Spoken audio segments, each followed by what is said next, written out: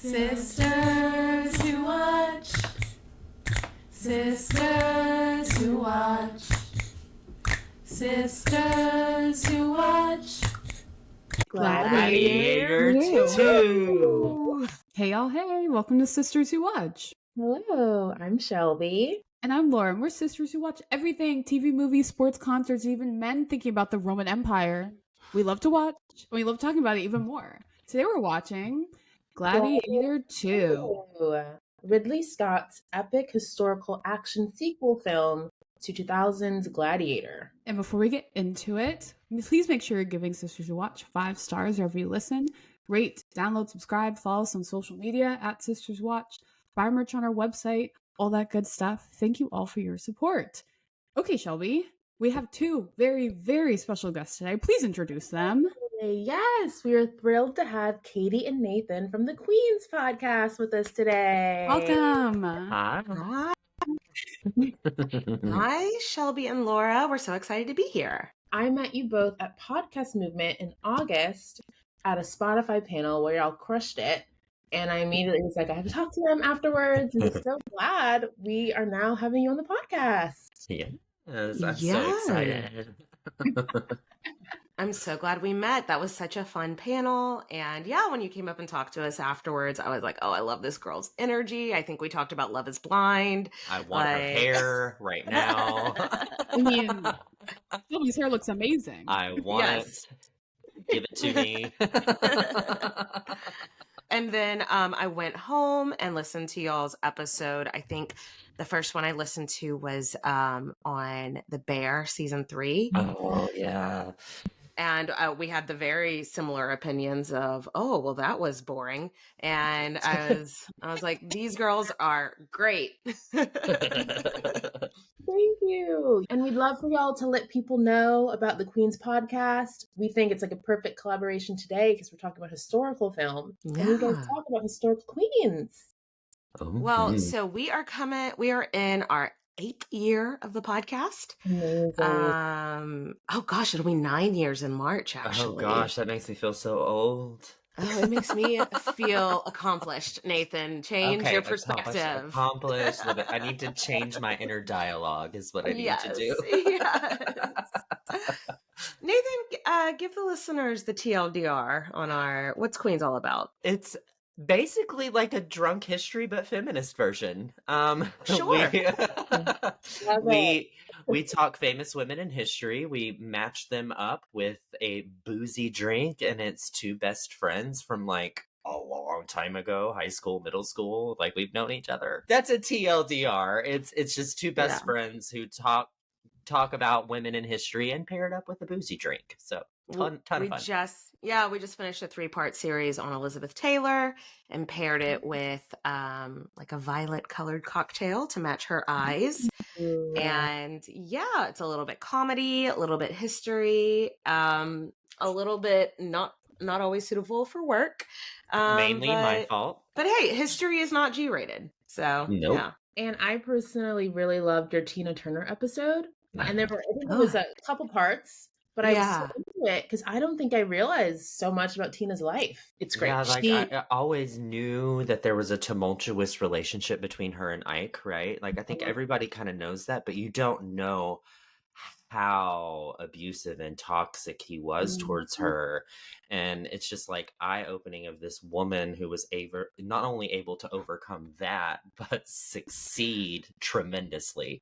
And what I loved about her story so much, like I fall in love a little bit with everybody we cover, but Tina Turner, like she could have so easily played the victim after coming out of that relationship and like capitalized in that way, but she refused to. And she like even went on food stamps to like not have to rely on Ike to make it. And then she went on to become so much more successful on her own, of her own accord. And she was such an inspiring woman. Yeah. Mm-hmm. I'm glad you liked that episode. Yes. I'm curious if you all have any like favorite episodes you've done or recommendations like for our audience.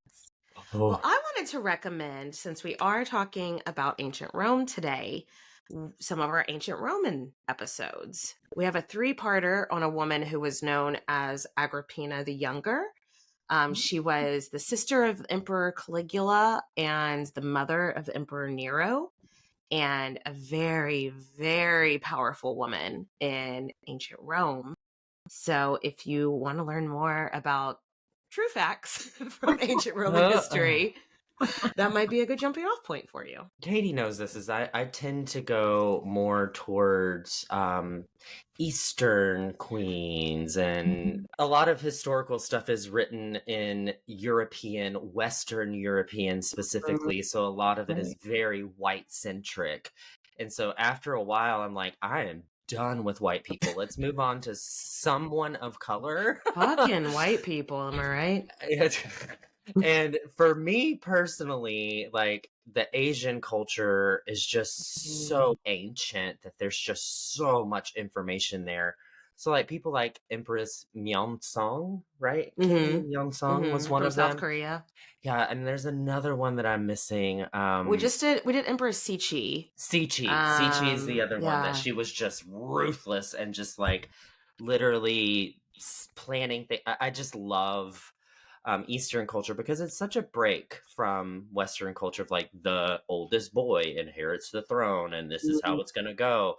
Where in Eastern culture, it's like there's literally like a brothel of women who are all fighting for their child to be the next king. And so they're killing each other, plotting against each other. And it's like so much drama. And I love it.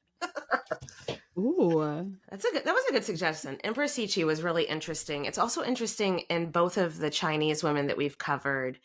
There have basically been two super powerful women in Chinese history, and both of them are like taught to be viewed as villains. Like when our Chinese listeners have tuned in, they're like, you know that those are bad people. And it's like, see, I bet a man might not get the same reputation for doing the same things that those women did in history, you know? Or yeah.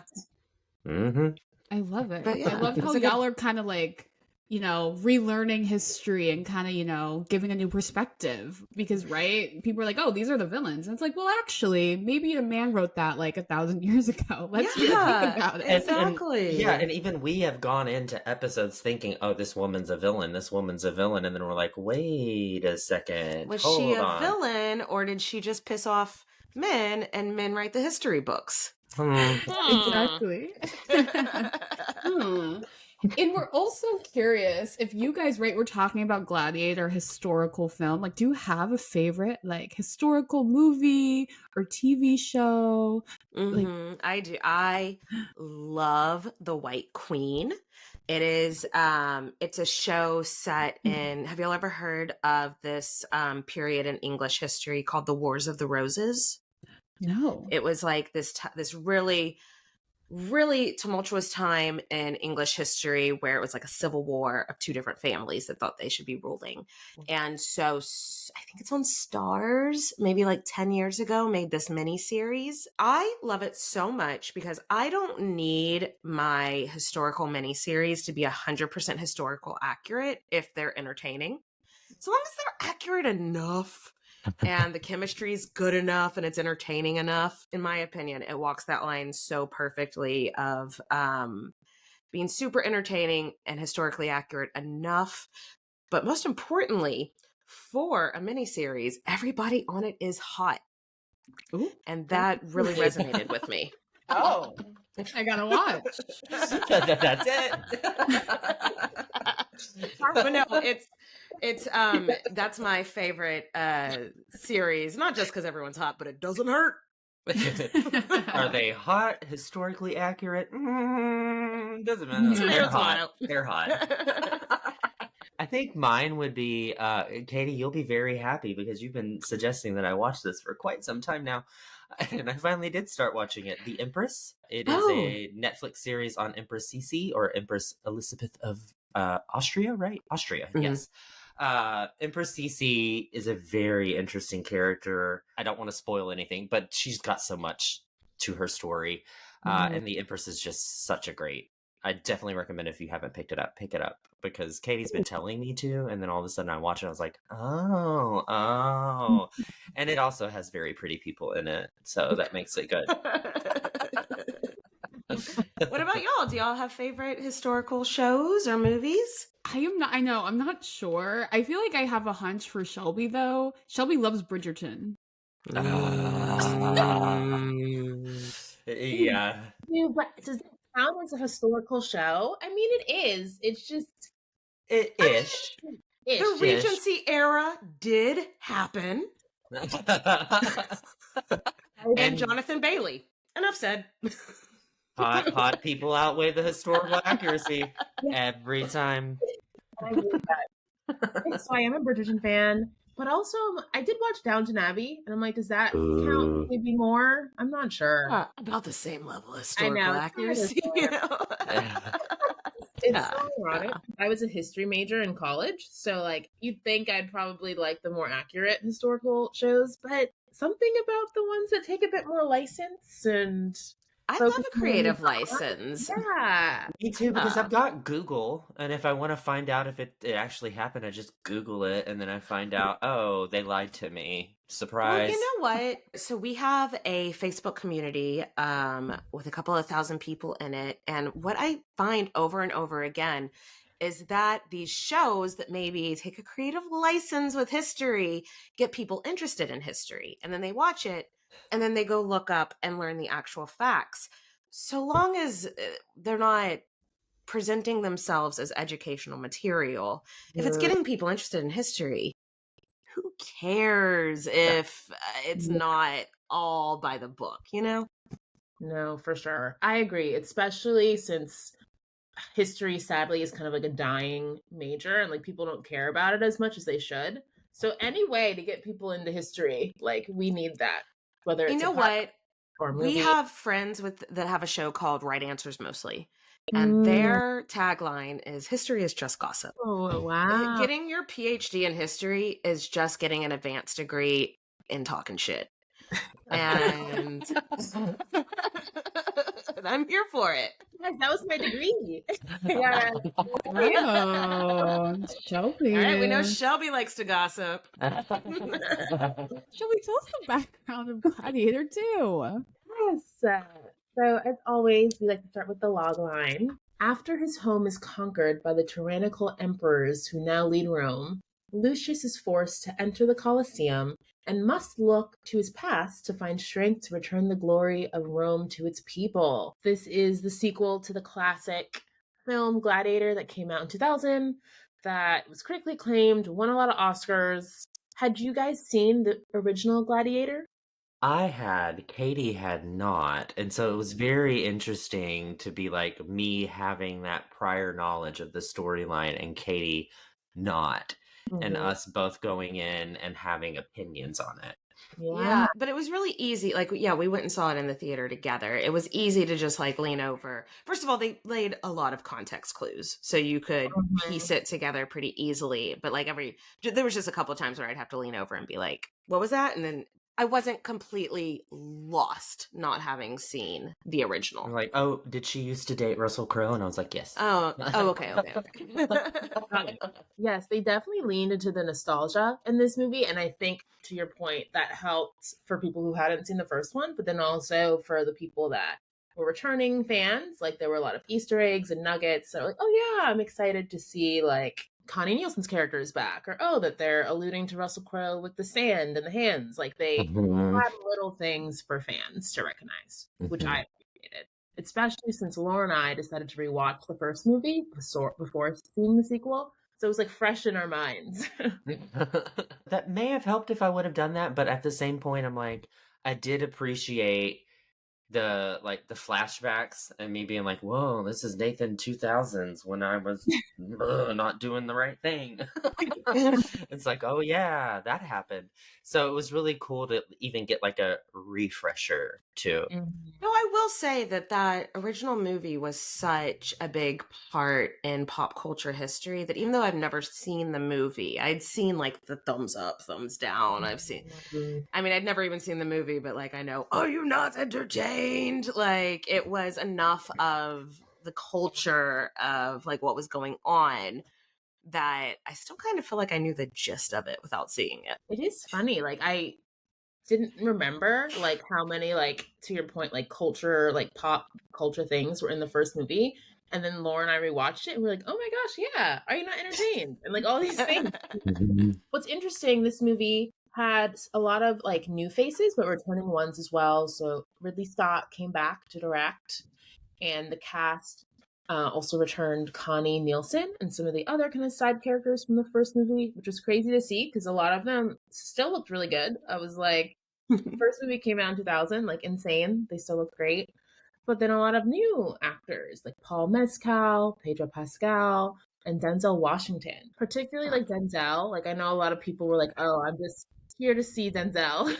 Like where, like he just, I mean, he's obviously been in so many movies and he continues to be in movies, but he like showed up in this one. I was like, oh hey, you still look good. Like, You know what? dang. Honestly, I think a way that they could have made this movie better is if Denzel played every part. Like, It's like The Parent Trap, but Gladiator. It's just but Denzel. Gladiator, and Yes. it's all Denzel. He is everybody. It's a one-man show. He's just so entertaining. I know it's like a no duh, Katie, like, but like what a obvious thing to say of being like Denzel Washington is a really, really fun to watch. But like he was above and beyond the best thing in this movie. Every scene he was in was the best scene in the movie. Yeah. Coming into the movie, I knew Denzel was in it, but I had no idea he was going to be like one of the main characters. Like he was, right, the main villain. So I was not expecting that, right? I was expecting to see Pedro Pascal like in every single scene. I feel like he was kind of a minor character. So that also was interesting. And I feel like my expectations were really high, right? The first movie is so iconic, and Shelby and I saw it like the night before we watched Gladiator II. I was like, whoa, like now I remember, right? Because we saw it like years ago. So I couldn't remember the last time, but it was really good. So my expectations were high. And also, right, like everyone was talking about Glicked, like the Gladiator Wicked crossover, the new Barbenheimer. Did y'all like Barbenheimer? Barbenheimer was such a moment that like this just wasn't. No. Because Well, Wicked let me- so far surpassed. That's what I was about to say, is that Wicked lived up to the hype. Gladiator, it was almost there. But Wicked, I think, just blew everything out of the water, that it's going to be hard to match that. I think a lot of people were like, Glicked wasn't a thing. Stop making it a thing. Stop trying to make Glicked a thing. No, absolutely. I also would say coming in, I was excited, but not super high, because to your point, Laura, I was just concerned about like how the sequel would be. I feel like there's like so much sequel fatigue. Time and time again, sequels have not compared to the original. Like I'm thinking, not to keep hating on Joker 2, but I don't know if you guys saw Joker 2, but it was so bad compared to the first Joker. And so like that's in my mind, like going into this movie, I'm like, oh, I just saw another bad sequel. So I was like medium, I enjoyed the first one, but was cautiously optimistic. I feel like that's the thing about making a sequel, where you literally label it Gladiator 2, where it's like, all right, now you've taken the same name as the movie, so you've got to not only do better than the movie, you've got to far exceed what it did. And so I think that's what it does as a viewer, is you're like, Gladiator 2, that means it's going to be even better than Gladiator 1, because 2 is bigger than 1. And so it's just naturally you're expecting something better, and then whenever it just is okay, you're like, well, that sucked. And it's like, no, it was an okay movie. It's just not as good as the first one. And, it's like, and I think it's such an interesting choice to wait 24 years. The original came out in 2000, right? Yeah. Like, so obviously it wasn't something that, and I don't know, Ridley Scott is not a director I super duper follow. When we were walking into the movie, I made a joke to Nathan, like, I bet it's not going to pass the Bechdel test, because I don't think any Ridley Scott movie ever has. It's not for the girls, but like it made me just wonder, like, my assumption is he never intended to make a second Gladiator. Otherwise he would have made it like 2 or 3 years after the first one, because his last couple movies, he's kind of in a flop era right now, right? So is it just like, what did I have success with that I can do again? Gladiator. And again, I don't really follow Ridley Scott's career like that, so I could be way off the mark there, but that's what I read it as. I think you're right. And it's interesting, like you said, I hadn't thought of this as him trying to like get like an easy layup in terms of movies. Your Easy point, layup. Yes, that's such a good way to put it. hasn't Absolutely. had, like a good movie maybe since The Martian. Do you guys remember that movie? Oh, yeah. Matt Damon. That was Matt Damon on Mars, right? Yeah, okay. In space. And I didn't even love that movie. I remember falling asleep in the theater. But like Me it too. got nominated for like Oscars, I think. Like I would say people think that's probably like his last good one. But the last decade he hasn't had any like wins. And Ridley Scott is one of those people that makes a lot of historical films, but does not give a single care about historical accuracy. Because during when he was doing the press tour for Napoleon, the Napoleon movie, which I didn't see because there was one historical accuracy in it that I knew was going to bother me, so I didn't see it. But like when people called him out for stuff, he was like, "Well, were you there? Do you know?" And it was like, "Oh, Yikes. Also curious, before we like get into talking about the movie, like what do you guys think about the whole Roman Empire meme that happened like last year, earlier this year? Like, do you think, like, is it true that men think about the Roman Empire? I asked my husband, who's not really a history person, he was like, why would I think about the Roman Empire? But then I brought it up to my friend's husband, who was like, oh, well, I mean, I think about the Roman Empire like I think about Star Wars. It's just cool, you know, like, but I think about the Roman Empire all the time, but it's usually more around the women of the Roman Empire. Right. So I thought that was such a cute moment, and actually was just, I don't know, since I'm a history nerd, I liked that moment. Nathan's a very offline person, so I don't even know if he knows what we're talking about. As the resident man ish here, do I think about the Roman Empire like X amount of minutes every day or whatever? No. Do I think about it maybe once a week? Yes, I do. And usually it's in the context of, I wish I was in an arena with really hot guys right now. And that's pretty much the end of it. But we get to text from Katy being like, what happened to Agrippina's memoirs? Yeah, like, and then yeah, I have to think about it. As part of the podcast, I always like somehow end up with like, well, how did they do it? Well, how did they do it before? How did the Romans do it? So yes, naturally I have to think about the Roman Empire. I think about the Roman Empire also a lot in comparison to America and the fall of the Roman Empire. And as a history fan, someone that learns from history, looking around at America going, oh no, this looks familiar. When I was watching this, and I thought I was thinking about the Roman Empire meme, how men, right, just always think about the Roman Empire. I was like, I get it. I'm like, the men are so powerful. I'm like, wow, like they're so strong. Like everyone's cheering them on. I was like, I get it. Yeah, solve their problems. I can see why. Right. It's like the old traditional value system, and I put that in heavy quotes because because whenever you treat women as subordinates, that's not value. That you're devaluing someone. Like the Roman, they had indoor plumbing in ancient Rome, like stuff like that. They were a really advanced society that like other places weren't doing, and how far spreading it went. So it's definitely interesting.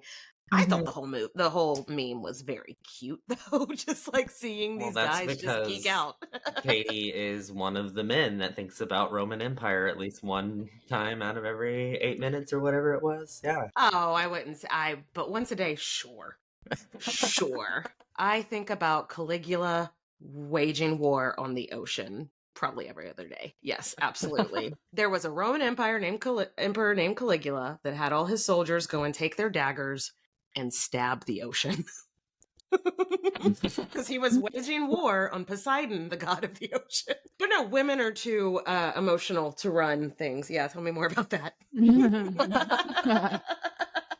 Well, I think we should start talking about Gladiator II, and in particular, our highlights. I'm curious, did you all have any favorite moments? My love of accidental camp. First of all, Denzel's costumes was its own character. Wow. All Yeah. the things, The and earrings, robes. the robes. I couldn't tell if because he fussed with his costumes a lot too. And the way that they wrote that character was that he was either a formerly enslaved person or a former gladiator who has worked himself up through the ranks. While that's not historically accurate necessarily, that character was the first person who was not born to the ruling class to become emperor. So I didn't mind it so much. But I couldn't tell if the messing with the costumes was like a choice because he's newly rich and is getting used to the costumes, or if it was a choice to specifically bring attention to look how fancy my costumes are. Like, or it was a little bit distracting but interesting, but I really liked that. And then obviously the baboons. The monkeys. Do y'all have any thoughts on the monkeys? I'm so glad you brought that up because I was also I can't stop thinking about the monkeys. You know, I literally when we were watching this, Shelby and I were sitting next to each other in the movie theater, and both of us were like jumping and like so scared of these monkeys. And I was like, "Are these hybrid monkeys?" I was like, "I've never seen monkeys like this." I'm like, "Is this Planet of the Apes?" Like, I actually did not understand what these monkeys were, and the fact that Paul Mescal like bit the monkey. Oh my gosh. What? It was so dumb. Is that historically But I loved accurate, it. Katie? Like, do gladiators eat monkeys? No. No. Sometimes the gladiators would fight animals. I don't know that baboons, and I don't think any baboons actually look like that. And I don't know if those were baboons or some other kind of monkey. Like, I've never, like, no. Short answer, no. So wait, are we talking about things we liked or didn't like? I don't know. I just had to bring up in that case. I'm trying to figure this out. I started with the costumes, which Denzel and his costumes, which I liked. I thought it was and then the monkeys just ran with it. I'm sorry.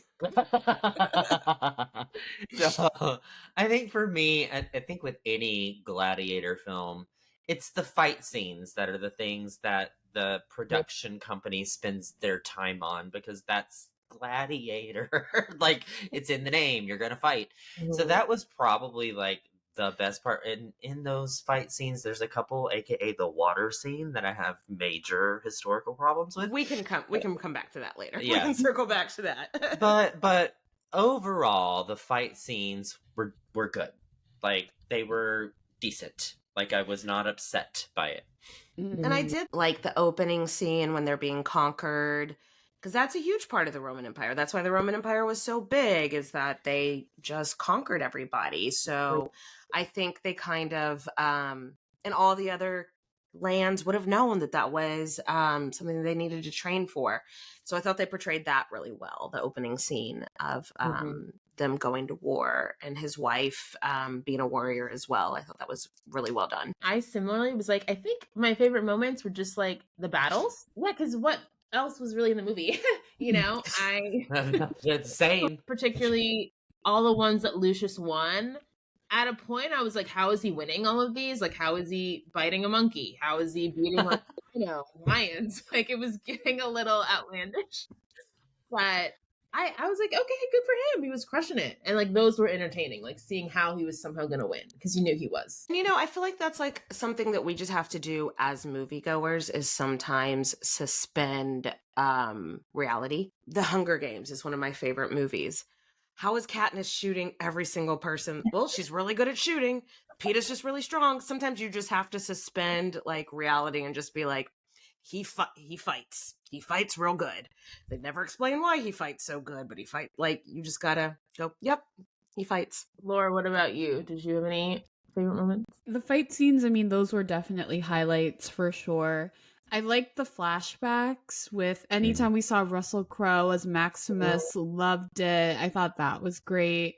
And I liked when Lucius was channeling Maximus when, he picked up the dust and we saw the flashback. I thought that was good. And then also using like Russell Crowe's armor and sword. I thought that was a cool little So you nugget. like the tie-backs, how they tied Yes. it back to the original and made sure to make Lucius's character like the original character. I 100% agree with you, Laura. Like, that was one part that I was like, okay, cool. Thank you for at least doing that.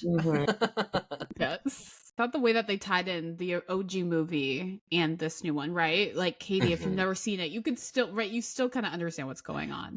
I right? got the context clues, but I did not, like, when he picked up the dirt, it wasn't until later when I went to, like, read, like, other reviews and stuff that I realized that was a callback. So that was one thing that I did miss, not seeing the original. It's interesting, though, because I heard a lot of people say they feel like the movie was too similar to the original. Basically, the same kind of origin story, except now, instead of Russell Crowe, it's Paul Mescal, who's, like, fighting as a gladiator and then, like, you know, conquers the emperors at the end. I think that's where it comes back to this director trying to make a name for himself again. Like, trying to reinvent the easy layup, right? Like, I did feel the same way where I did like the tiebacks, but at a certain point I was like, all right, you're being referential with your characters, so build a new plot line. You can be referential with the characters if you have a new plot line, but if you are referential to the characters and have the same plot line, then it's like, well, I might as well just watch the first one. Yeah. So that's where I wish they would have taken it up a notch. And yeah, you can refer back to the old characters, but you can still build something new out of that. And it just felt like a little bit more of the same. For sure. And I think that's a good segue to, like, least favorite moments, because I think one of the things are like, oh, it's slightly different. We have 2 emperors now instead of 1, but they were still kind of incompetent and, like, strange. Like, it could have been Joaquin Phoenix again. So they felt like very similar to how bizarre, like, Joaquin was in the first movie. Was that accurate? Had there been, like, 2 brothers as emperors? There was 2 brothers as emperors, and that was their names. They weren't twins, though. But there were 2 brothers that were emperors, and one of them did kill the other one. I actually was really, and I understand why they did this from a storytelling perspective, because too many characters is a pain in the ass, and more than one woman in a movie is not necessary. But the death scene where the one brother kills the other brother, the way that actually happened in real life is that the brother that got murdered was clinging to his mother, and his mother had to, after the son was killed, she had to act like she was happy even though she was brokenhearted. Ugh. Because for her own life, for her own longevity, and so that her son didn't also kill her, because people in the ruling class in Rome very rarely died of old age. No, you were forced to commit suicide, which is murder. Often, yeah, that's murder. That's like, very often, yeah. Sometimes knowing history really takes you out of the moment in these movies. So when one brother killed the other brother, I was just sort of like, that could have been such a even more impactful moment, but then they would have had to put in this whole other character, and they already had a woman, you know, so. Can't have 2 moms. Nope. Can't have 2 moms. You gotta have, the women have to compete for one role, while the men all have 12 different parts to pick from. That's Hollywood. And that's Hollywood, babe. I think that was my least favorite scene, just from that standpoint. And then I guess also the monkeys. I don't fucking like, that was so weird. Yeah. The monkeys just really took me out of, because I feel like when you go to see a movie, the goal is you want to forget that you're watching things that aren't real. And the monkeys were so obviously not real that it not only the monkeys, Katie, the sharks. The sharks also looked unreal too. That water fight scene. Okay, in the first Gladiator, people complaining that there wasn't a water scene because they used to flood the Coliseum and they used to have fights for Poseidon. But those fights did not include CGI sharks. Or real sharks. During the movie, how the hell would you get a shark into the Coliseum? You wouldn't. Where would you store the shark? How would you feed the shark? There wasn't. And that's what I said They when we were didn't. watching the movie. I leaned over to Nathan and went, "How would they get the sharks there?" I said, Katie, stop thinking about that. He was like, "Shh." But now we have like tanks, and we have like you have ways to. What back then? What the? How would they get a shark from the ocean?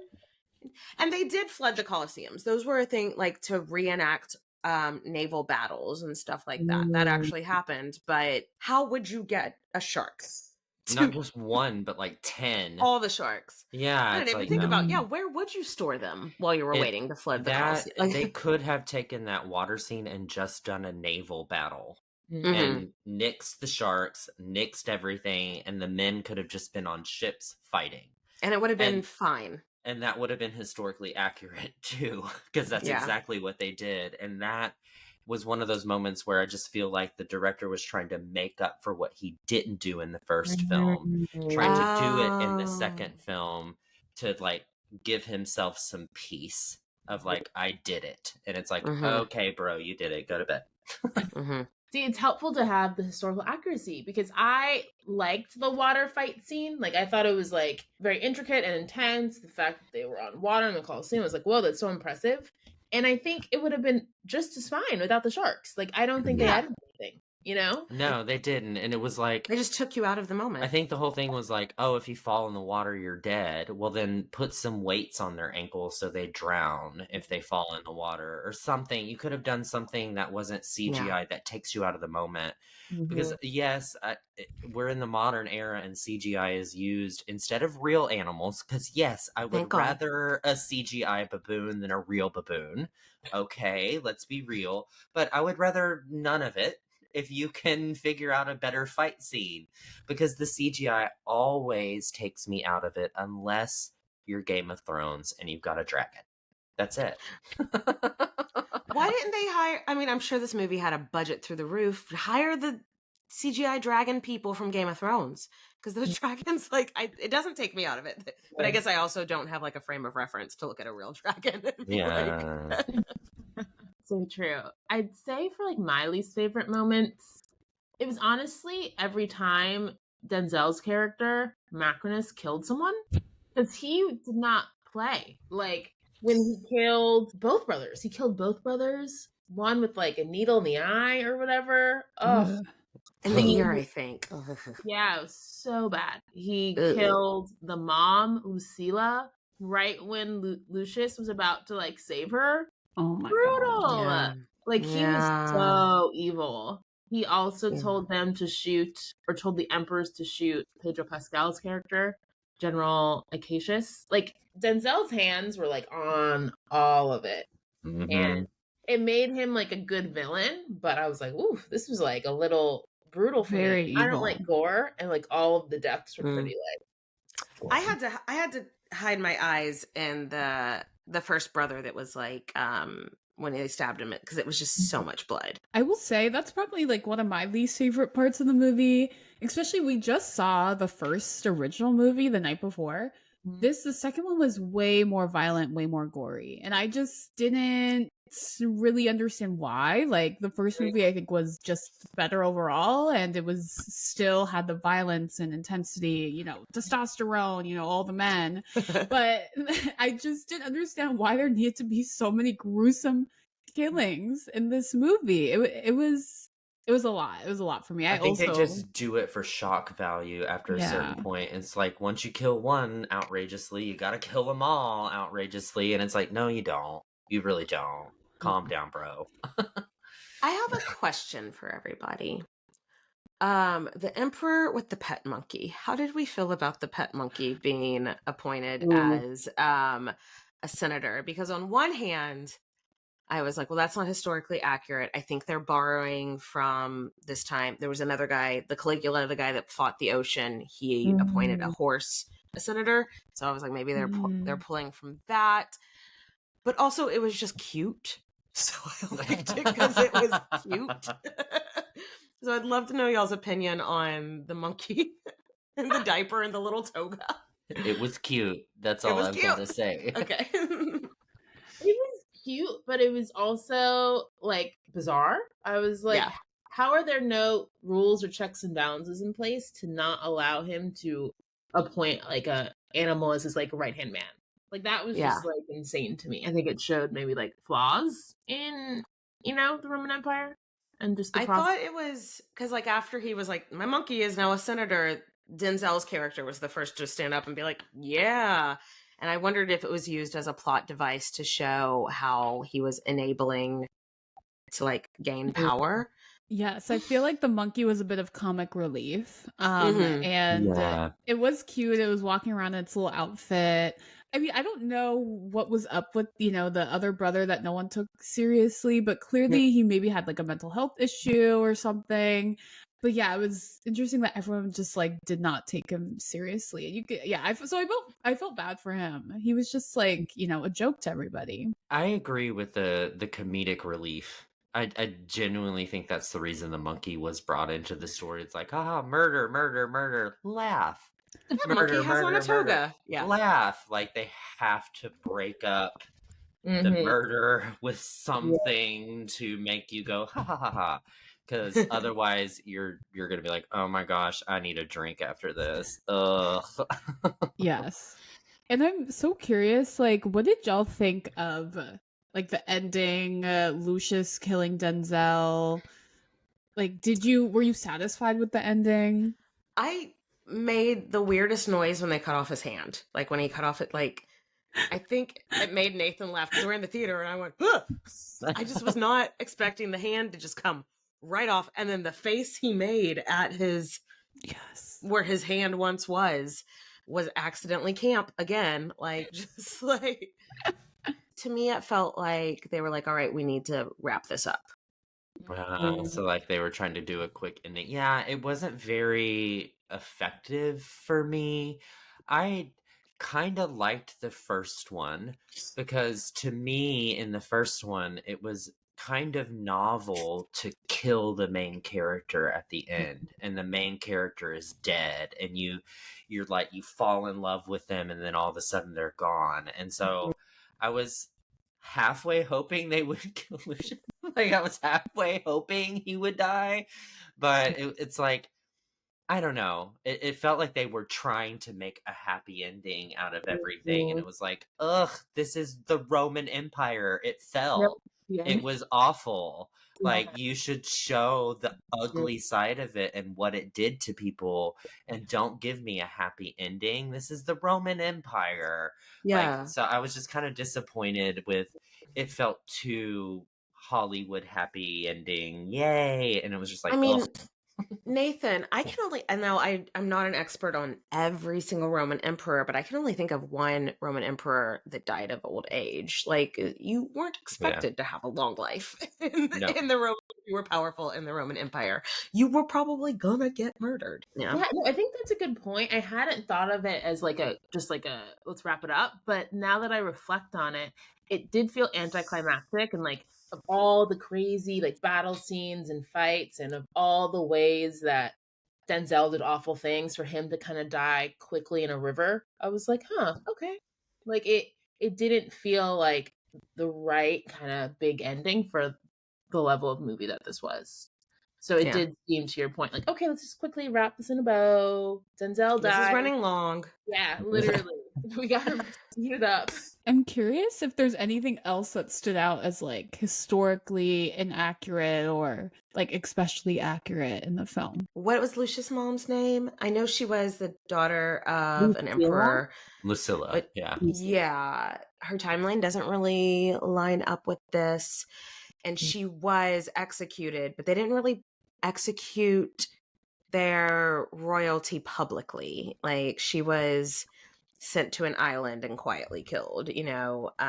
So just kind of like the treatment of the women is always an issue with me in these kind of movies.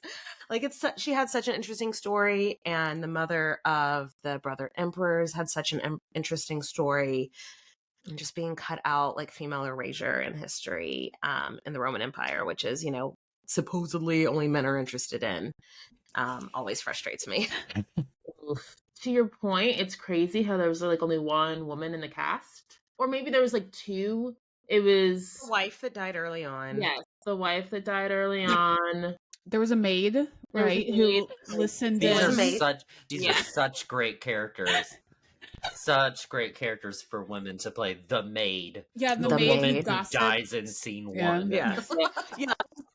The maid that gossips. Like, did she even, because like to pass the Bechdel test, both women have to have like Speaking names. roles and Speaking names. roles and names. Imagine that.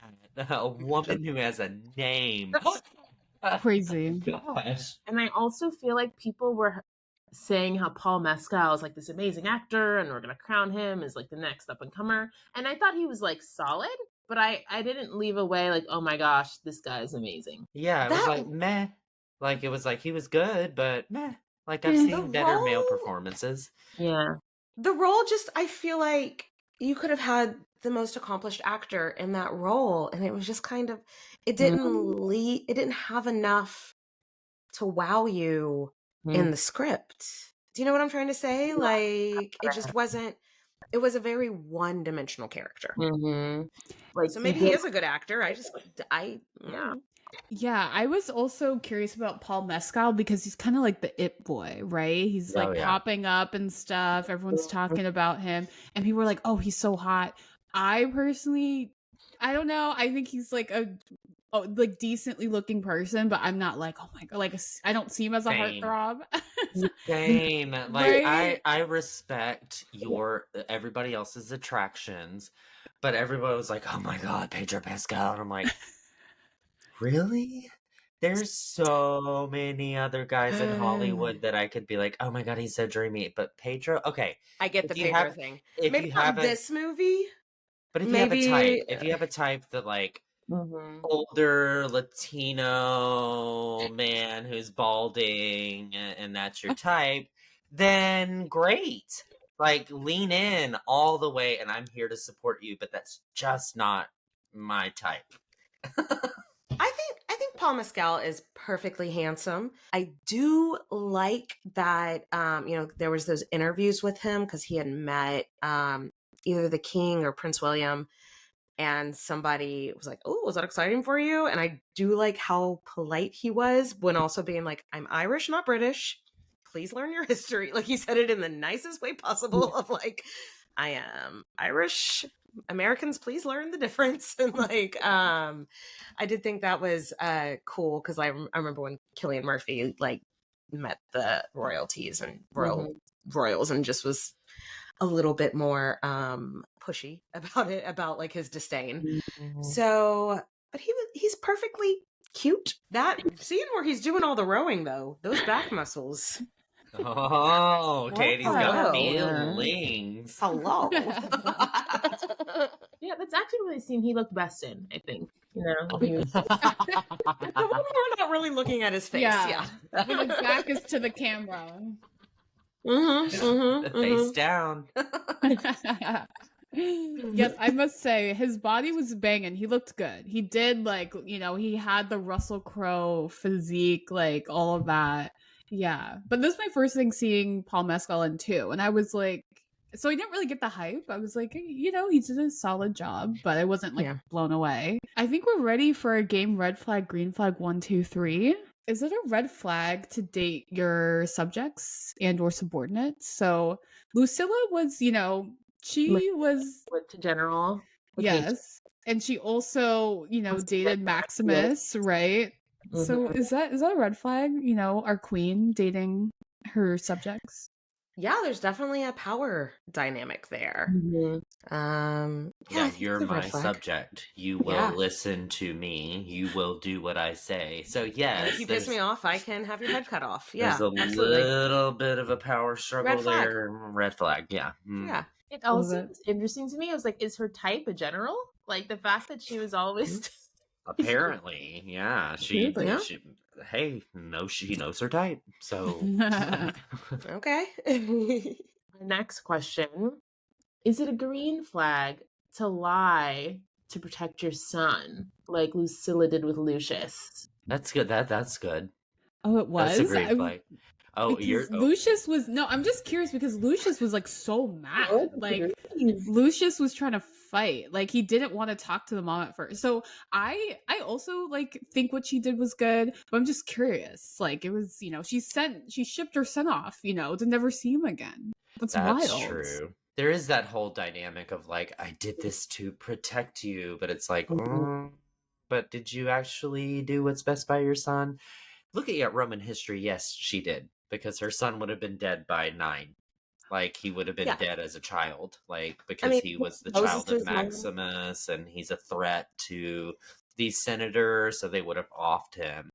So I think it's a green flag only because she knew the politics of what would happen if her son was the son of this great gladiator, Maximus, who was going to be, the next emperor of Rome.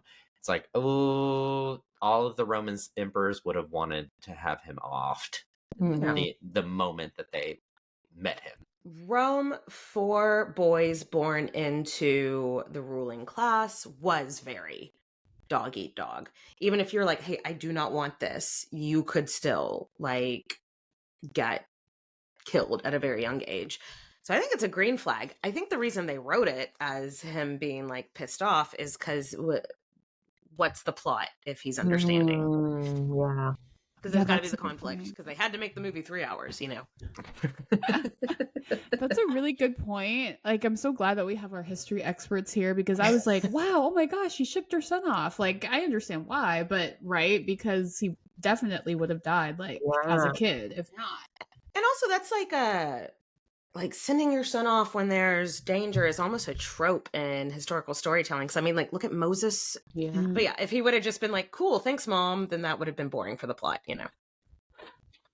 Yeah, it makes it interesting for the plot, though, if you think about it, because the mother is the protector of the child, and for her to say the best thing to do is to send him off is the antithesis of what our modern minds think of being a mother would be, because it's like, no, you don't send your son off, you don't do that. And it's like, but wait, back then he would have been killed at 6 or 7 years old.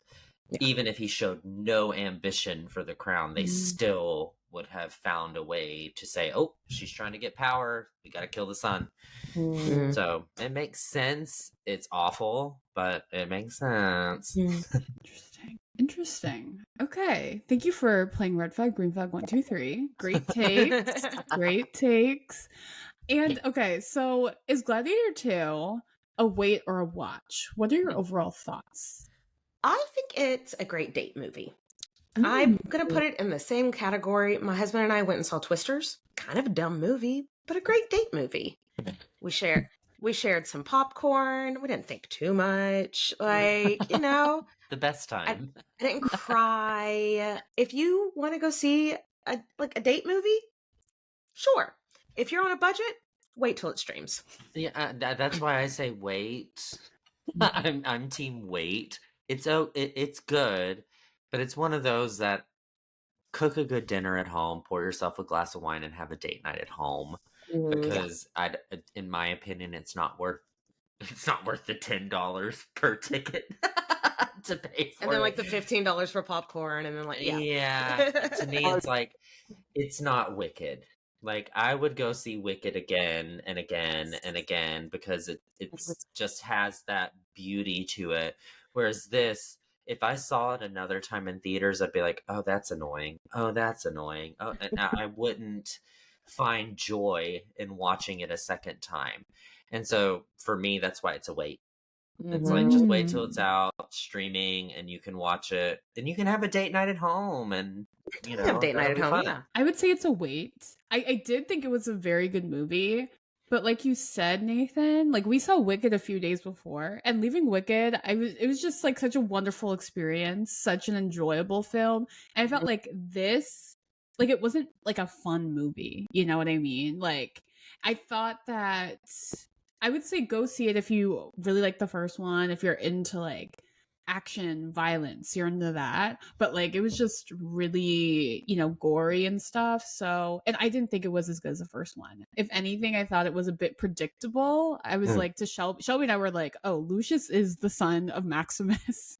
Like It was. right? It was so predictable. It was quite predictable. Mhm. So yeah, what do you think, Shelby? I'm more with Katie in the sense where I think, it's like a kind of like a popcorn watch. You go to the movies, like you kind of know what you're gonna get. I thought it was solid, and I did enjoy it because I think I enjoyed the first Gladiator, and it's literally a carbon copy. So I think if you liked Gladiator 1, you're probably gonna like Gladiator 2. But to your point, I thought it was predictable and a bit heavy on nostalgia, which I think if you're a fan, you're gonna like that.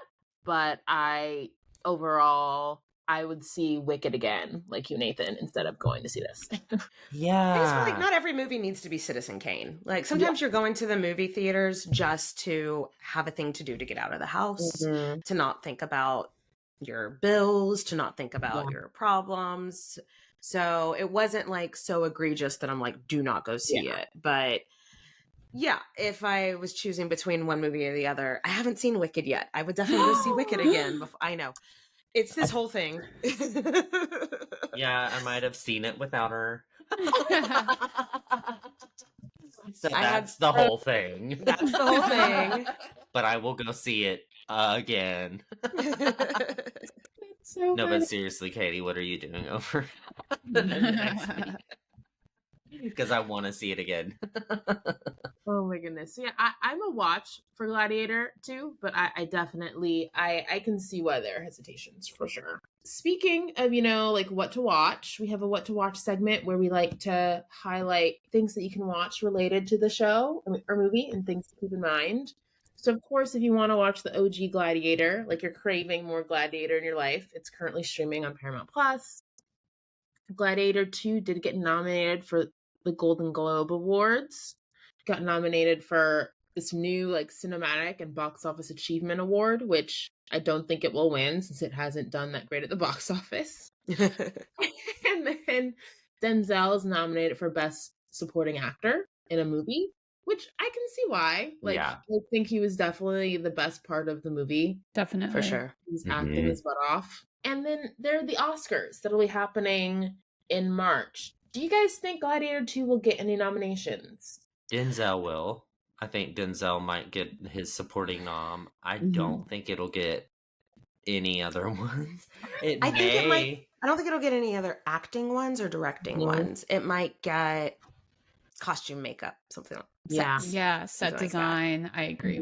Yeah. Hopefully not like CGI. Do they give awards for they have visual CGI? I think they have visual effects. Visual effects. Yeah, well. Visual effects is one. I don't think it'll even win. It may get nominated for that because there's not a lot of films that have the degree of visual effects that they do, but they won't win it for sure because it was just like it completely took you out of the movie.